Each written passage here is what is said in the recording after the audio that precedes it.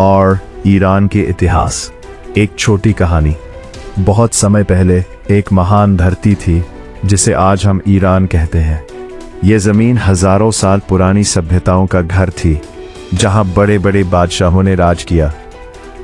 कहानी शुरू होती है प्राचीन फारस से, जहां ताकतवर सल्तनतें जैसे हखामनी, अशकानी और सासानी राज करती थीं।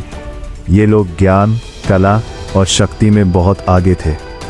फिर 7वीं सदी में अरबों का आगमन हुआ और ईरान में इस्लाम फैलना शुरू हुआ। इसके बाद भी ईरानी संस्कृति खत्म नहीं हुई, बल्कि इस्लामी दुनिया पर गहरा असर डालती रही।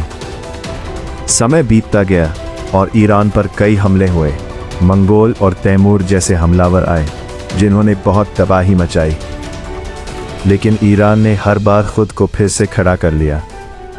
फिर 1501 में सफवी सल्तनत की स्थापना हुई, जिसने ईरान को एक मजबूत और एकजुट देश बनाया और शिया इस्लाम को राजकीय धर्म बनाया। इसके बाद काजार और फिर पहलवी दौर आया, जिसमें आधुनिक ईरान की नींव रखी गई। लेकिन सबसे बड़ा बदलाव 1969 में आया, जब एक क्रांति ने बादशाहत को खत्म कर दिया और ईरान एक इस्लामी गणराज्य बन गया। आज का ईरान एक ऐसा देश है जिसके इतिहास में युद्ध, क्रांति, संस्कृति और ज्ञान सब शामिल है। ये एक ऐसी कहानी है जो हमें सिखाती है कि मुश्किलों के बावजूद कोई भी देश अपनी पहचान को कायम रख सकता है।